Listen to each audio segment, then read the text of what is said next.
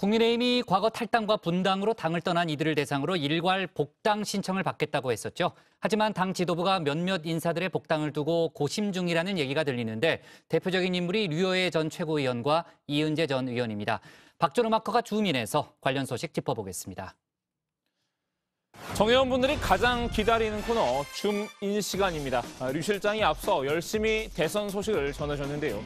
너무 대선만 얘기하면 자칫 지겨울 수도 있으니 저는 다른 소식을 전해볼까 합니다. 좀 센 분들을 모셔보려고 하는데요.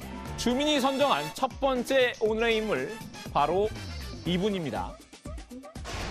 저는 지난 겨울 이건 아니야, 정말 이건 아니야. 내가 무엇을 해야 할까? 나는 법학자인데 할 수 있는 게 없는데. 나는 법치를 추구하는 법학자였습니다. 저와 함께 노래 불러봅시다. 태극기 휘날리며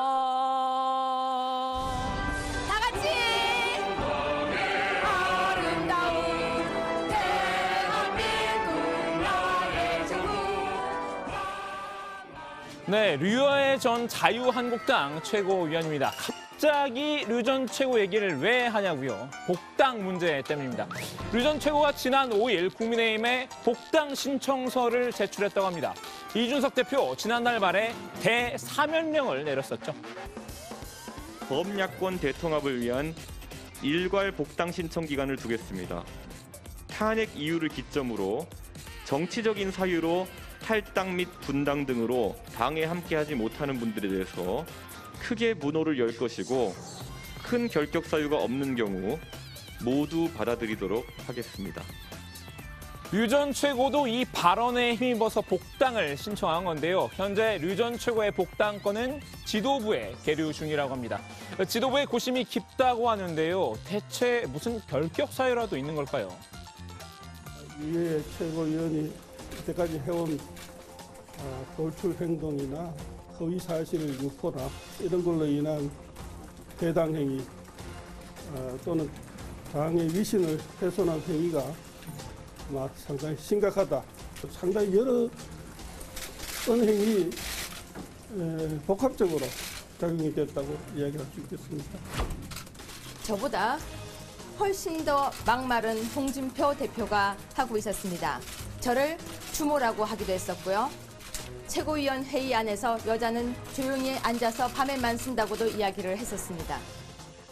지난 2017년 말 당시 자유한국당은 류 전 최고를 제명했는데요. 5년간 재입당이 불가한 최고 수위의 징계였습니다. 류 전 최고가 당시 당대표인 홍준표 의원을 공개 비방하는 등 해당 행위를 했다는 이유였죠. 발단은 당무감사 결과였습니다. 당무감사에서 류 전 최고가 서초갑 당협위원장 자격을 박탈당했던 겁니다. 홍 대표에게 맞서서 적극 투쟁을 하겠습니다. 끝까지 저는 최고위원 자리에서 보수 우파를 지킬 것입니다.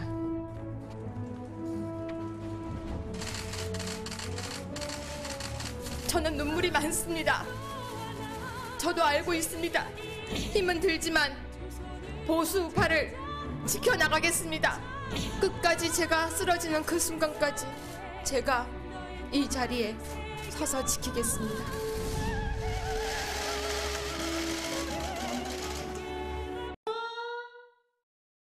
제가 좋지 않은 모습을 보여드려서 죄송합니다. 그리고 고맙습니다. 저 정말 최선을 다했어요. 눈물까지 보였던 류 전 최고, 이후 홍 의원을 향해서 홍 최고 존엄 독재당, 마초 등 아주 강한 발언을 쏟아냈었죠. 물론 홍 의원도 당하고만 있을 캐릭터는 아니었는데요. 두 사람은 정말 벼랑 끝 설전을 벌였습니다.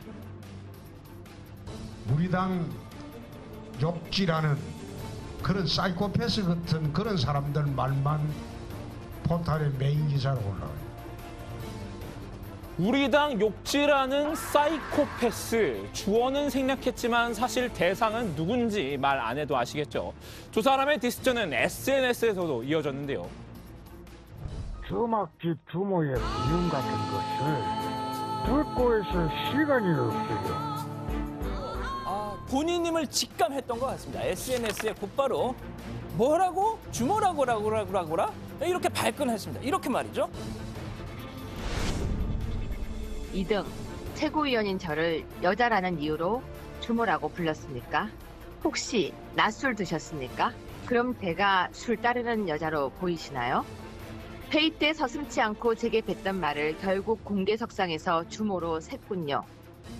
여성 비하에 남성 우월주의에 빠진 홍마초. 지금도 돼지 발정제 갖고 다니시는 건 아니시죠? 이렇게 서로 되로 주고 말로 받는 말싸움의 결과 앞서 말씀드린 대로 파국이었습니다. 류 전 최고가 당을 떠난 뒤에도 두 사람은 법적 다툼을 벌였는데요. 주막집 주모 발언이 문제가 됐습니다. 결국 지난해 4월 대법원이 류 전 최고의 손을 들어줬는데요. 홍 의원이 류 전 최고에게 위자료를 배상하라는 판결을 내린 겁니다. 판결 당일 류 전 최고는 홍 의원이 가는 곳은 어디든 따라가서 낙선시키겠다 이런 으름장을 놓기도 했었죠. 비록 낙선은 못 시켰지만요. 류 전 최고 거의 4년 가까이 야인 생활하던 끝에 홍 의원의 뒤를 쫓아서 복당의 길에 접어들었습니다. 제가 류 전 최고와 직접 통화를 해봤는데요. 가해자인 홍 의원은 복당이 되고 피해자인 자신이 복당이 되지 않는다면 그건 대사면의 취지에 맞지 않는다 이렇게 주장했습니다.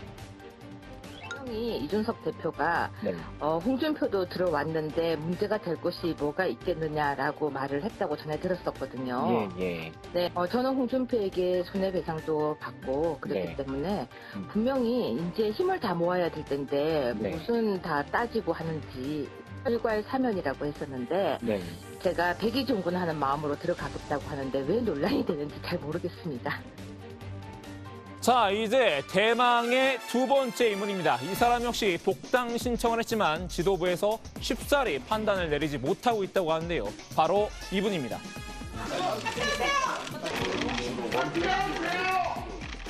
네, 이은재 전 의원인데요. 사실 이 전 의원 지난 1월에도 지도부의 퇴짜를 맞았던 적이 있습니다. 김태호 의원은 복당이 허용됐지만요. 이 전 의원의 복당한 건은 비대위에 상정조차 내지 않았는데요. 당시 정원석 비대위원, 국민의힘은 하수처리장이 아니다. 이 한마디로 상황을 설명했었죠. 이 전 의원을 천박한 정치인이라고 평가절하하기도 했는데요. 대체 어쩌다 이렇게 미운털이 박힌 걸까요?